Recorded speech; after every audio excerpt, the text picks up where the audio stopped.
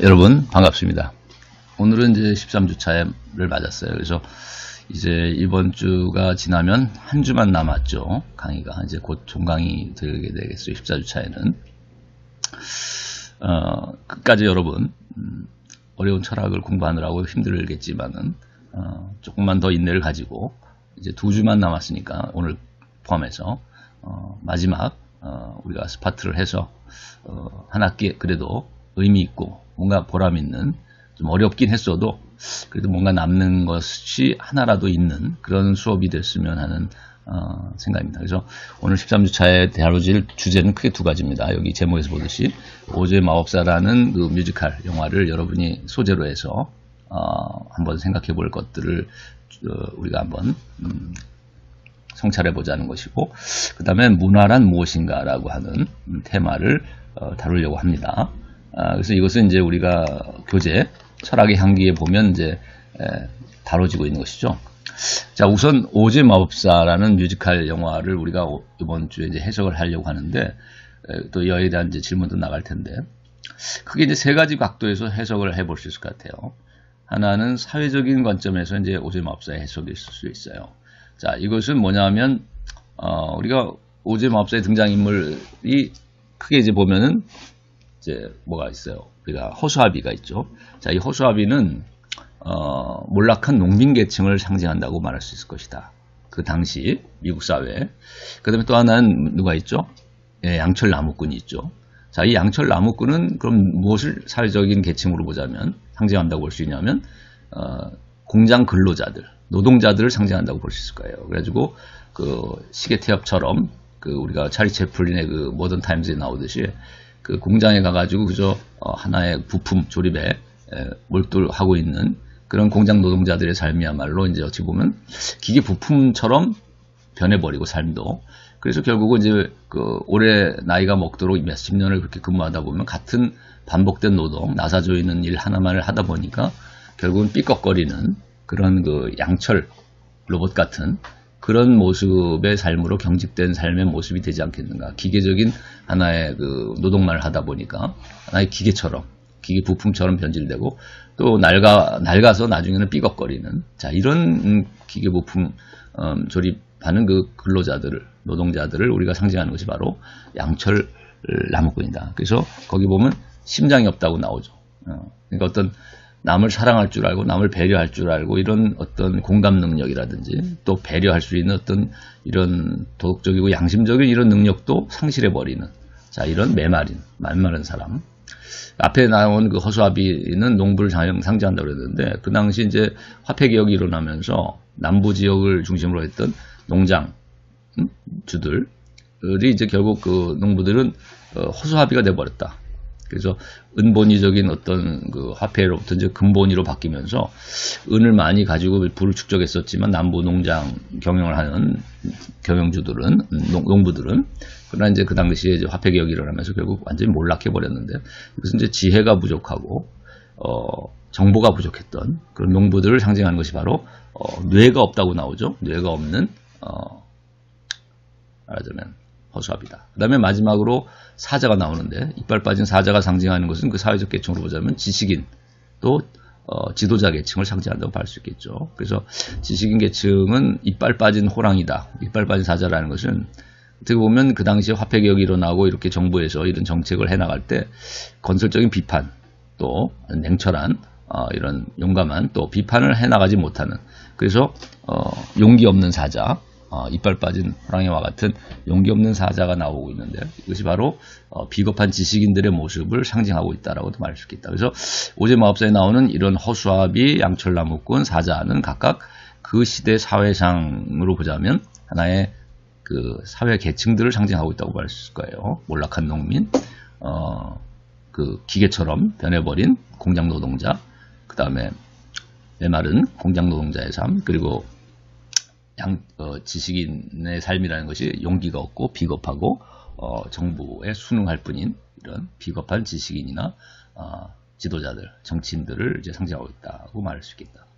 두 번째 심리적인 해석을 가지고 얘기하자면, 그 도로시라는 한 개인이 주인공이지만 그 주인공의 세 가지의 어떤 분리된 어떤 해리성 인격 장애로 이제 이해해 볼 수도 있겠다. 그러니까 지혜가 없고 의존적인 삶을 살아가는 지식이 부족하고 이런 의존적인 삶을 살아가는 허수아비의 인생. 그 다음에 또 메마른 남을 배려하거나 공감할 줄 모르는 어떤 차가운 도시녀, 차도녀 같은 삶을 살아가고 있는 그것이 바로 양철 나무꾼으로 상징되고 있는 도로시의 하나의 모습일 수 있을 것이고, 또 하나는 이제 비겁하고 소심한 그런 지식인, 뭐 책을 좋아하고 예를 들면 책을 많이 읽어서 지식을 쌓았다 하더라도 소심하고 용기가 없고, 자, 이런 나약한 지식인의 모습, 자, 이런 것들이 바로 사자의 모습 투영된 도로시 개인의 그 세 측면일 수 있겠다. 그렇게 해석한다면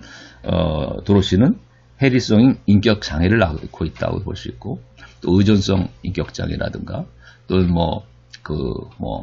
자기애성 인격 장애를 가진, 자, 이런 하나의 한 인물 도로시의 심리적인 문제들, 정신적인 장애들, 그리고 그것들의 치유 과정을 우리가 하나에 보여주는 이런 뮤지컬 영화일 수도 있겠다, 스토리가. 그래서 그게 심리적인 해석이고, 또 하나는 이제 철학적 해석으로 보자면 칸트의 철학, 비판 이론이라는 철학, 또 현대 실존 철학의 관점에서 각각 오지마법사를 해석해 볼 수 있겠다. 자, 이런 것들을 우리가 이후에 이제 본격적으로 좀 다루려고 합니다.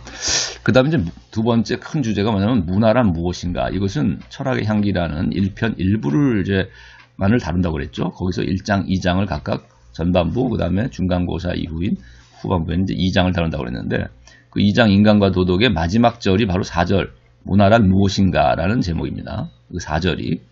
그래서 이 교재의 1편 1부 2장 4절에 문화란 무엇인가라는 것은 크게 세 가지 또 챕터로 나눠져 있는데, 첫째는 이제 문화의 그런 원리가 무엇일까 했을 때 자연과 자유라는 대립하는 두 원리다. 그래서 이것을 각각 세계관적으로 보자면 뭐 현상의 세계와 예지적 세계라든가, 그다음에 가치관으로 보자면 어떤 쾌락 가치를 추구하는 삶과 그다음에 양심적인 가치를 또 추구하는 이런 것들이 대립할 수 있고, 도덕적인 가치가. 그다음에 그래서 또 우리가 이 문화, 그래서 이제 인생관으로 보자면 어떤 감각적인 것을 추구하는 감성적인 것을 추구하고 감각적인 것을 중요시하는 삶과 그 다음에 이성적인 것을 중요시하는 뭐 이런 삶으로 또 대별해 볼 수도 있겠죠. 감성과 이성의 대립. 그래서 현상세계와 예지세계의 대립, 또 쾌락가치와 양심가치의 대립, 또 감성과 이성의 대립. 자, 이런 것들이 각각 우리가 그 문화를 구성하는 두 원리가 되고, 그래서 우리가 문화에 나타난 이제 대표적인 형상 속에서 보자면 문화의 우리가 과학이라는 요소하고 도덕이라는 요소가 대립하죠, 서로. 그래서 이제 이런 것들의 말하자면 갈등과 이런 것들의 긴장과 또 이런 것들을 어떻게 조화시켜 나가느냐는 것이 문화 발전의 어떤 원동력이 되고 문화의 흐름이 되겠다. 그래서 우리가 뭐 문화사적으로 볼 때 우리가 계몽주의와 낭만주의의 대립이라든가, 또 오늘날로 치면은 뭐 그 과학기술주의와 실존주의의 대립이라든가, 뭐 이런 것들이 사실 자, 이런 요소들이 상당히 이제 오늘날도 대립적인 측면의 문화사조들이 이렇게 번갈아 등장하고 있는데, 이것은 바로 그것을 이루는 원리가, 서로 대립하는 원리가 있기 때문이라는 것이죠. 인간 삶 안에 세계와 인간을 형성하는 원리가 되는 이런 대립하는 측면이 있기 때문에. 자, 그 다음에 이제 환경과 예술이란 두 번째 절은 오늘날 그 환경 문제를 해결하는 이제 키가 뭐겠는가. 그래서 보통 생태주의의 관점에서 환경을 보존해야 된다.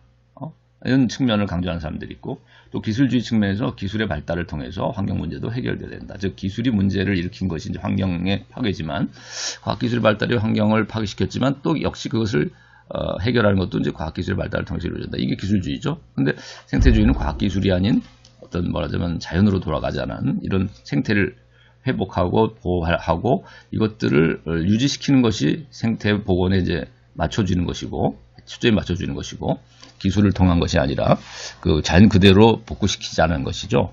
그러나 이제 이런 생태주의와 기술주의의 대립만 가지고서는 환경 문제를 오늘날 해결하기에는 곤란하다는 것이 이제 이 책에서 나오는 교재의 내용이고, 그래서 그것을 그런 대립 갈등을 극복해서 이 두 요소들을 조화시키고 더 높은 차원에서 극복해 나갈 수 있는 것이 바로 어떤 예술을 통한, 예술과 취미를 통한 자연에 대한 접근이고, 그걸 통한 이제 도덕성을 함양함을 통해서 인간의 가치관이 결국 바뀌지 않고서는, 또 인간이 좀 더 성숙한 인격으로 거듭나지 않고서는 환경 문제에 대한 해결은, 근본적인 해결은 없지 않겠는가. 단순한 자연으로 돌아가는 생태주의나 단순히 기술만을 가지고 극복하기는 어려울 것이다. 자, 그 다음에 세계 시민과 민주주의라는 제3절의 문제는, 여러분이 우리가 철학적인 성찰을 통해서 상호 공감 능력, 여기서 이제 공통감이라고 얘기했는데, 그 공통감이라고 하는 공감 능력을 함양하고, 또 소통 능력을 함양시켜서 의사소통의 능력을 함양시킴을 통해서 결국 세계 시민의 자격을 갖추고, 또 세계 시민이 돼서 결국 이 세계 안에서 민주적인 이런 사회를 건설해 나가는 것, 이것이 바로 문화를 완성해 나가는, 지향해 나가는, 문화의 완성을 지향해 나가는 하나의 그 중요한 측면이 될 수 있겠다. 자, 그 다음에 마지막으로 다루고 있는 것은 이제 톨스토이와 칸트의 비교인데요. 그래서 이제 우리가 칸트 철학을 많이 얘기했죠, 그동안. 근데 이 칸트 철학을 갖다가 그럼 톨스토이의 말년에 쓴 단편소설 사람은 무엇으로 사는가라는 이 단편소설에 나오는 세 가지 질문이 있어요. 그 세 가지 질문은 뭐냐면, 사람 안에는 무엇이 있는가? 그리고 사람에게 허용되어 있지 않는 것은 무엇인가? 그 다음에 세 번째는 사람은 무엇으로 사는가? 자, 이 책 제목에 해당하는 것이 바로 마지막 질문인데, 자, 이런 세 가지 질문에 대한 답을 톨스토이는 각각 무엇으로 얘기하고 있는가? 그리고 칸트의 철학을 우리가 통해서 답을 한다면, 사람 안에 무엇이 있다고 칸트는 얘기하겠는가? 그리고 사람에게 허용되어 있지 않은 것은 무엇이라고 칸트는 얘기할 수 있겠는가? 그리고 칸트라면은 사람은 무엇으로 산다라고 얘기할 수 있겠는가? 자, 이렇게 해서 칸트 철학을 톨스토이의 이런 낭만주의 문학이죠. 톨스토이도 낭만주의 문학의 그 세계관이나 가치관과 비교함을 통해서, 왜냐하면 칸트도 톨스토이와 사실은 마찬가지로 낭만주의 시대를 열었고 낭만주의 철학을 또 대변하는 사람이기 때문에 낭만주의의 세계관이나 낭만주의의 가치관을 공유한다고도 볼 수 있겠죠. 그렇기 때문에 우리가 좀 더 쉽다고 얘기할 수 있는 톨스토이의 문학에 나오는 가치관과 세계관이나 인생관을 칸트의 철학하고 비교해서 정리를 해보는 것이 마지막 다루어질 내용입니다. 그래서 앞으로 이러한 내용들을 좀 더 자세히 살펴보도록 하겠습니다. 네, 수고했어요. 여러분 반갑습니다. 오늘은 13주차에 해당하는 강의를 진행하려고 합니다. 어느덧 벌써 학기 말이 되어서 다음 주면은 마지막 강의가 이루어져야 되고, 그리고 이제 그 다음 주 2주 뒤에는 시험을 치릅니다. 그래서 공지사항에 확정된 일자, 날짜와 시간, 그리고 장소가 공지되어 있습니다. 여러분들이 참조하시기 바랍니다.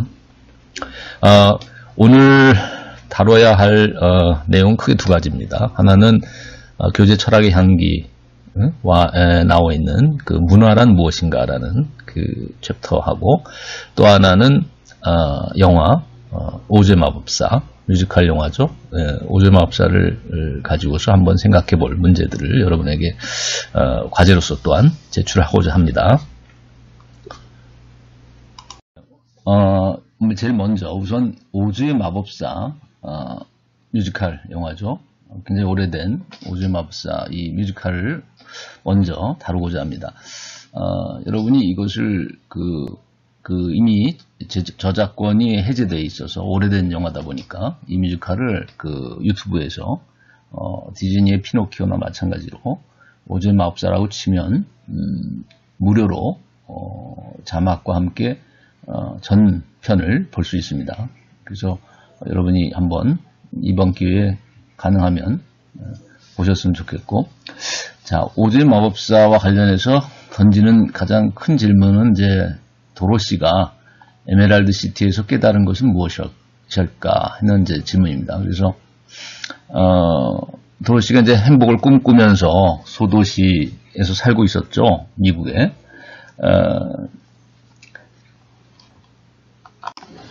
여기서 도로시는 캔자스주에 미국에 살고 있는 중산층 시민을 대표하는 그런 인물로 나오는 것 같고요. 그 다음에 여기서 또 생각해 볼 여러분에게 문제 중에 하나는 그 등장인물들이 이제 허수아비하고 그림에도 보듯이 양철 나무꾼 그리고 사자가 나오죠. 자, 그럼 이 등장인물들이 의미하는 바가 뭘까?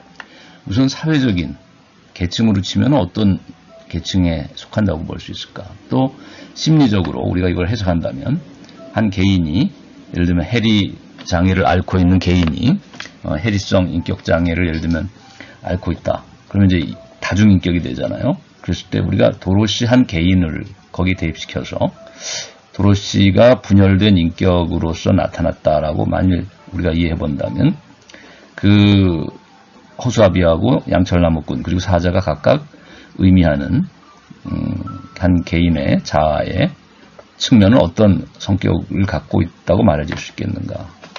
그 다음에 철학적인 의미, 우리가 이 등장인물들이 갖고 있는 이 분열된 자아라고도 해석할 수 있는 이 캐릭터들이 갖고 있는 철학적 의미는 무엇일까? 자, 이런 질문을 던질 수가 있을 것 같아요. 우선 이 오즈의 마법사를 한번 잠깐 해설해 보자면 1939년에 나온 뮤지컬이죠.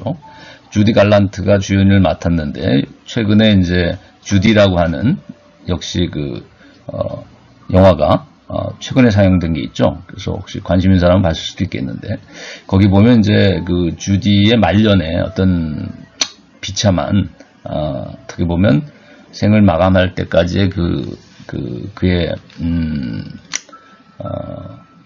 삶의 여정을 담고 있는데 사실 그 주디 갈란트가 17세 때 17살 때 이 작품에는 이제 등장하고 있고 주디라는 영화 최근에 나온 영화는 이제 아주 말년에 죽기 얼마 전에 그 마지막 공연 뭐 이런 모습을 이제 담았던 영화 같은데요. 사실 그 좀 아이러니한 것은 오즈의 마법사에서는 사실 도로시가 에메랄드 시티라고 하는 이 큰 도시죠.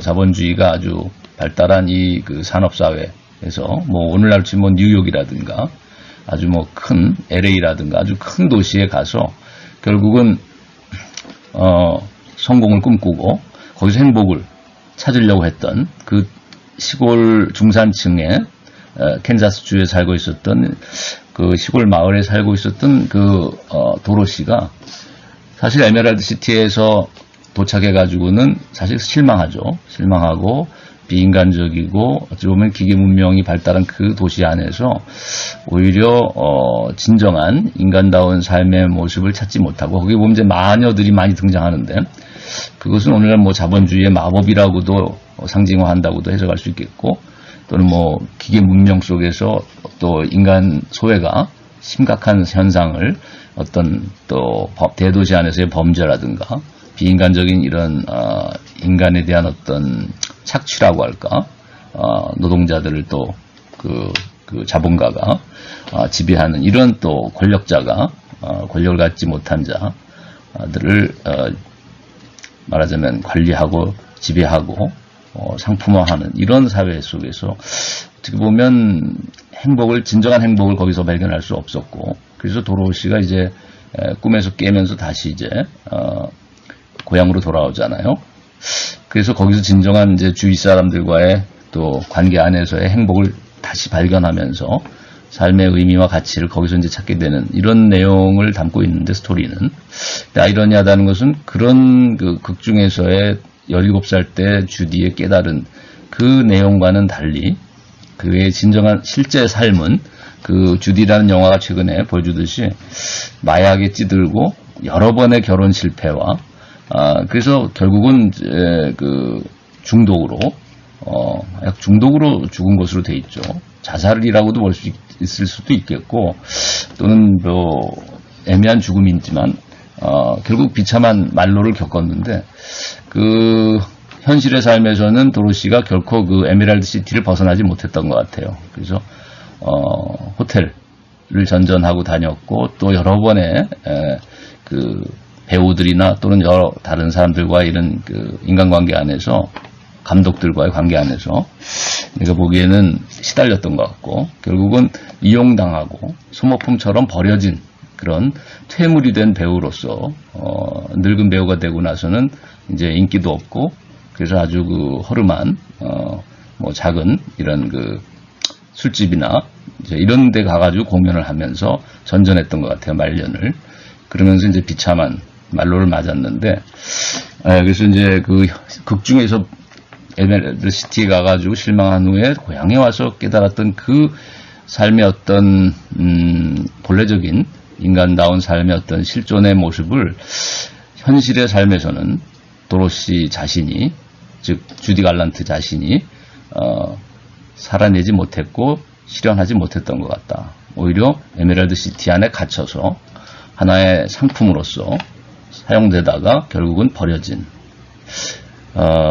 이용 가치가 없자 버려진 이런 그 비참한 소모품처럼 내팽겨쳐진 삶을 산 게 아닌가 하는 생각이 들어요. 그래서 좀 안타까운 현실과 이 극중의 스토리가 좀 이율배반적으로 좀 모순된 그런 모습을 보여주는 것 같아요. 자, 그래서 우리가 이 질문 중에서 우리가 이제 등장인물 양철나무꾼, 그리고 허수아비, 그리고 사자. 자, 이것이 의미하는 것이 뭐냐라고 했을 때, 사회적인 이제 해석을 보게 되면은, 우리가 황금 만능의 이런 현대사회 문제점을 지적한 그런 어른을 위한 동화다라고도 볼 수 있겠고, 원작이, 오즈의 마법사의 이 원작은, 1900년에 나왔습니다. 그러니까 20세기가 시작하는 해인 1900년에 이제 The Wizard of Oz라는 이름으로 작가인 프랭크 바움이 이것을 써서 출판한 이런 동화인데, 원래 프랭크 바움은 정치적인 입장을 또 가지고 있었던 정치가이기도 해서 오늘날의 평가는 이 사람이 상당히 이제 진보적인 성향을 가진 사람이다라는 평가도 있고, 또 한편에서는 매우 보수적인 이런 측면도 가지고 있는 어떤 이런 모순적인 정치 입장을 또 공존하는 그런 두 개의 대립하는 입장을 가지고 있었던 어떤 자기 안에, 그래서 어떻게 보면 아까 해리장애 얘기를 했는데, 해리성 인격 장애가 이제 다중인격이다, 이중인격이다 이런 얘기를 했는데, 프랑크 바움 자신이 어떻게 보면 성격적으로 이런 이중성이 있던 것 같아요. 그래서 예를 들면 진보적인 성향을 대표한다는 것은, 여기 보면 여주인공을, 이 시대에는 사실 이런 17살의 이런 소녀, 여기 보면 사실 친아버지와 어머니도 없는 걸 봤을 때는 고아라고 보여져요. 고아고 아주머니나 할머니 같은 분에 의해서, 그리고 할아버지 같은 분에 의해서 키워지고 있는 것이 나와 있는데, 캔자스주의 그 시골 마을에서 아버지고 어머니가 아니고, 그런 걸 봤을 때 이런 17살짜리 고아 소녀를 갖다가 주인공으로 등장시키는 이런 소설이나 이런, 그러면서도 또 매우 우리가 사자라든지 양철나무꾼이나 이런 허수아비를 오히려 리더해 나가는 아주 중심 역할을 하잖아요. 이 한 팀을 이룬다고 했을 때 이렇게 마침 대장 역할을 할 만큼 이렇게 소녀를 중심 인물에 세운다는 것은 매우 진보적인 어떤 성향을 가진 게 아닌가. 그 당시만 해도 사실은 여성의 정치 참여라는 것이 거의 제한되어 있거나 어려웠던 상황이고, 경제적이나 정치적으로 활동하기 어려운 시절에 이런 소녀 가장이, 소녀인 17살 고아인 소녀를, 여기서는 이제 주디 갈란트가 역할했던 이 도로시가 주인공 역할을 하게 했다는 것은 상당히 이제 진보적인 성향을 보여주고, 오늘날 치면 약간의 페미니즘적인 성향도 있었던 것 같은데, 그러나 우리가 이 사람이 매우 보수주의적인 또 성향을 가졌다라고 얘기하는 것은 뭐냐면 인종차별적인 견해를 가지고 있었다는 거예요. 그래서 흑인, 이렇게 백인에 대해서는 아주 소녀나 이런 여성에 대해서도 그 권리를 굉장히 인정하는 데 반해서 흑인에 대해서는 상당히 차별적인, 그래서 마치 그 당시까지만 해도 이제 얼마 전까지만 해도 이제 흑인들은 노예 생활을 했으니까 백인들의 어찌 보면 그 인권을, 이 흑인의 인권을 상당히 무시했던, 이런 오늘날도 지금 미국 사회에서 지금 문제가 되고 있잖아요. 그죠? 백인 경찰에 의해서 흑인이 그래서 이렇게 인권 탄압 내지는 인종차별적인 이런 요소를 또 가지고 있었기 때문에 매우 보수주의자다라는 또 평가를 받고 있는 이런 모순적인 양면성을 가졌던 정치적 입장을 보이고 있는 게 이제 이 오즈의 마법사의 원작자인 프랭크 바움이라는 사람이었다. 근데 이제 우리가 사회적인 해석을 하자면, 우리가 이런 과학기술 시대에 이런 발달된 문명 안에서 물신숭배를 하게 된 것이라는 거고, 결국 거기에서 빈익빈 부익부의 계층 갈등이 또 심화되면서 결국은 노예제 사회였던 고대나 중세처럼 어떻게 보면 농노가 그 영주에 의해서 지배를 받고 과거에는 이제 노예가 귀족에 의해서 지배를 받았던 이런 그 고대나 중세의 이런 봉건제 사회 못지않게 오늘날 발달된 자본주의 사회 속에서도 돈을 가진 자가 돈을 갖지 못한 자를 착취하거나 상당히 그 인권을 무시하는 이런 사회가 될 수도 있었다는 거죠. 그래서 인간성의 소외가 이제 발생하게 되는데 착취라는 문제가 발생하기도 하고 무시라는 뭐 갑질이라는 또 형태의 그런 문제들이 발생할 수도 있는 게 이제 이 자본주의 또 금권 사회라는 거죠. 돈이 권력이 된 사회인데. 자, 그래서 이런 것들을 비판하고 있는 측면이 있고 이것이 오늘날 철학으로 보자면 이제 비판 이론과도 연결고리가 있겠죠. 그래서 계몽의 변증법이라는 책에서 그 계몽이 갖고 있는 모순, 그 변증법이라는 것은 지난번에도 얘기했지만 모순을 포함하는 논리잖아요. 그래서 계몽의 변증법은 어떻게 보면 계몽이 갖고 있는 역설이나 모순을 지적한 비판적인 책이었다라고 볼 수 있겠죠. 계몽의 변증법이. 그래서 계몽이란 말이 사실 그 어원 안에 인라이트먼트라는 게 빛이란 말이 들어간 것처럼 어둠에서 빛으로 무지몽매하면서 지식 사회로 나가는 이런 이제 어떻게 보면 의미 자체는 좋은 의미를 담고 있는데 반해서 현실을 봤을 때는 그 어둠에서 빛으로 간다라는 이 내용과는 달리 어떻게 보면 다시 또 무지몽매함과는 다른 의미에서의 어둠으로 이 사회가 귀착되고 있는 게 아닌가. 우리가 그 대도시 뒷골목을 봤듯이 보여주듯이 상징적으로 그것이 가지고 있는 어떤 할렘가나 이런 것들이 뒷골목의 풍경이 보여주듯이 악취가 넘친 쓰레기가 넘쳐나고 살인과 또는 뭐 방화와 무슨 약탈과 자 이런 범죄가 들끓는 이런 그 대도시 뒷골목의 모습을 보여주는 것처럼 이 빛을 향해 나간다고 했고 인간 사회가 이제 하나의 유토피아가 이루어질 거라는 이 기대와는 달리 현대 산업 사회라는 것이 결국 인간성의 소외를 낳고 물신 숭배 속에서 인간이 중속되는 노예화되는 자, 이런 하나의 또 다른 의미에서의 이제 노예화가 이루어지고 비참한 계층 차별도 발생하는 자 이런 사회가 됐다는 거죠. 불평등한. 그래서 파라다이스가 아니라 이 자본주의 사회가 또 다른 의미에서는 봉건제 사회와는 또 다른 의미에서의 인권이 탄압이 이루어질 수도 있고 착취와 소외가 발생할 수도 있는 그런 사회가 됐다. 그래서 다른 의미에서의 이제 그 고대나 중세와는 다른 의미에서의 이제 그 물신숭배라는 신화 안에 인간이 종속되고 마는 자 이런 어두운 그림자를 드리고 있다는 이제 비판 이론가들에 의해서 이루어졌는데 자 그래서 허수아비가 상징하는 것은 여기서는 이제 몰락한 농민 계층 특히 캔자스를 중심으로 해서 보자면 캔자스주가 이제 중심에 해당하고 중간 계층을 해당하면서 지도상으로도 미국의 그 남부 지역을 보면 농민 계층이 상당히 그래서 노예제를 굉장히 옹호했던 것이 남부였던 이유는 그 대농장을 거느렸기 때문에 그 토지를 가진 자가 토지 소유자들이 이제 많은 농산물을 재배할 때 그 대농장을 거느리면서 거기 노예가 필요했죠 노동력이 그래서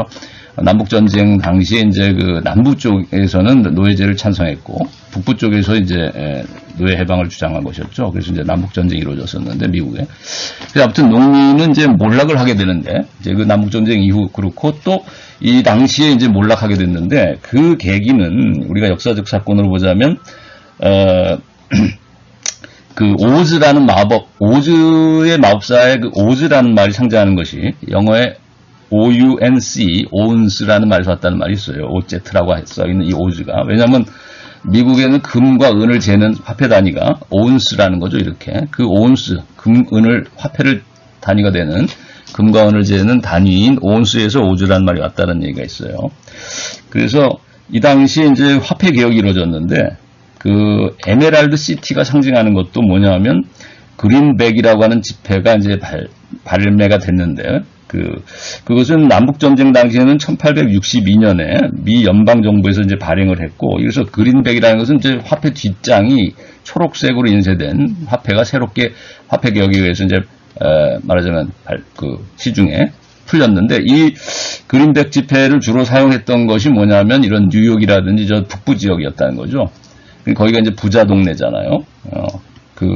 또 백인들이 살고 있고, 이 남부 지역은 사실 이제 흑인 노예를 거느린 이 남부 지역은 그래서 농사꾼들이 주로 있었다면, 북부 지역은 금융업이라든지 상업이라든지 공업이 발달한 곳이 아니잖아요. 그래서 그런 북부 지역의 대도시에서만 이런 뒷장이 초록색으로 인쇄된 새로운 화폐 개혁에 의해서 만들어진 화폐를 주로 사용했고, 이 남부 지역의 농민들은 거의 옛날에 쓰던 화폐를 썼는데, 그러다 보니까 이제 그건 이제 소용이 없는 게 돼버리죠. 화폐 개혁에 의해서. 그래서 이제 폭락하게 되는, 그러니까 재산 자체가 아주 평가절하될 수밖에 없는 상황으로 가는 것이고, 옛날 지폐만을 가지고 있었던 이 농민들은, 그리고 그래서 이제 1893년에는 은본위제를 아예 폐지하고 금본위 화폐제도를 도입하게 됐는데, 그래서 노란 벽돌길이라는 이제 상징적인 이야기가 나와요. 나중에 보면은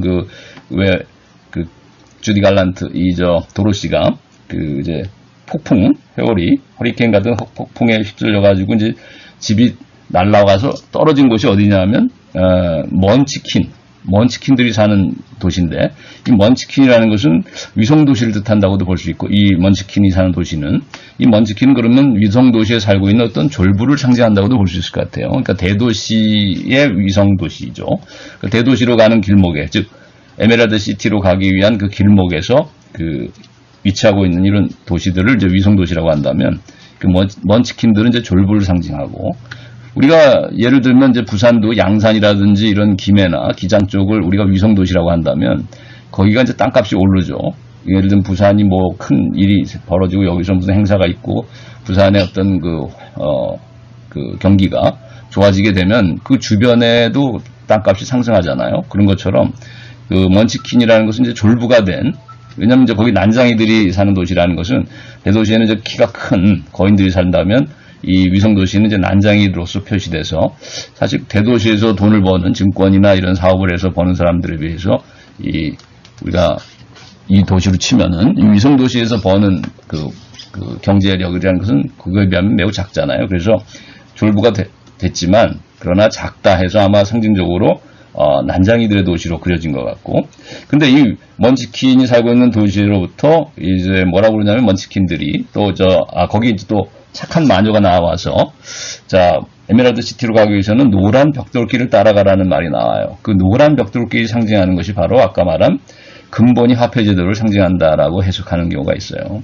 그 이전까지는 이제 남북전쟁 전까지만 해도 은본위 화폐제도를 했던 것을 1893년부터는 이제 은본위를 대신해서 금본위 화폐제도로 바꿨고, 이런 금본위 화폐제도가 이제 1970년에 이르러서는 이제 달러로 바뀌게 돼요. 그래서 미국의 오늘날 경제의 중심이 되는 이 달러화가 모든 경제의 기본이 되고 기준이 되잖아요. 이 달러 제도라는 게 이제 1970년에 만들어졌고, 1970년 이전에 1893년에 이제 금본위 화폐제도가 있었다는 거죠.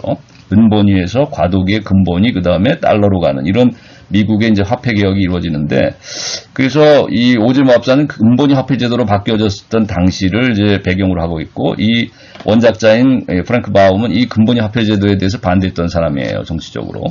그래서 여기서도 이제 금본위 화폐제도를 상징하는 에메랄드 시티로 가는 이 노란 벽돌길을 따라서 저 대도시, 공업과 상업이 발달한 저 대도시로 갔을 때 오히려 거기서 인간다운 삶의 가치를 깨달은 게 아니고 인간의 소외를 깨닫고 또 여러 가지 범죄라든가 이런 것들을 이제 아마 거기 나쁜 마녀들이 창궐한다라는 모양으로 나타나는데, 거기서는 그것이 아마 범죄라든가 이런 어떤 비인간적인 모습들이 들끓는 어떤 부도덕하고 상당히 이제 인간성이 타락한 이런 모습을 대도시에서 이제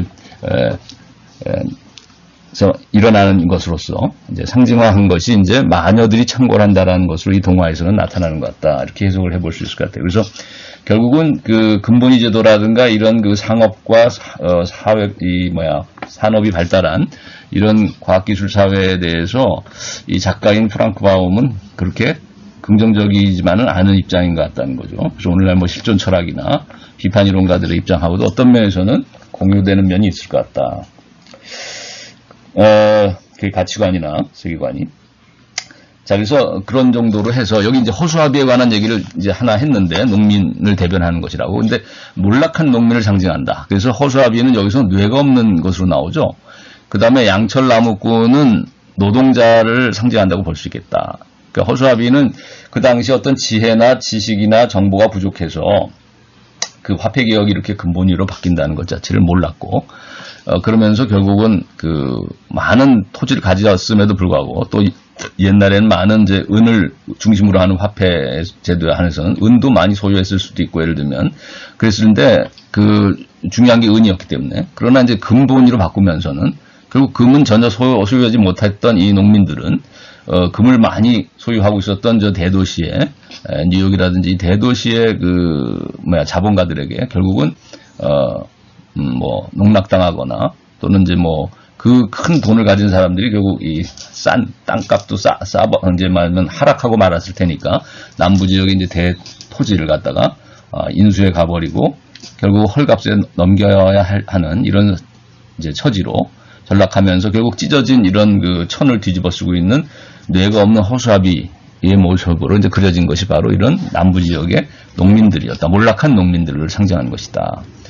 그 다음에 이제 양철나무꾼은 그 당시에 그 대도시에 또는 이제 중소도시에서 산업사회 속에서, 공장 노동자들을 상징하는 것이다. 근데 여기서 심장이 없는 것으로 그려지고 있죠, 여기서는.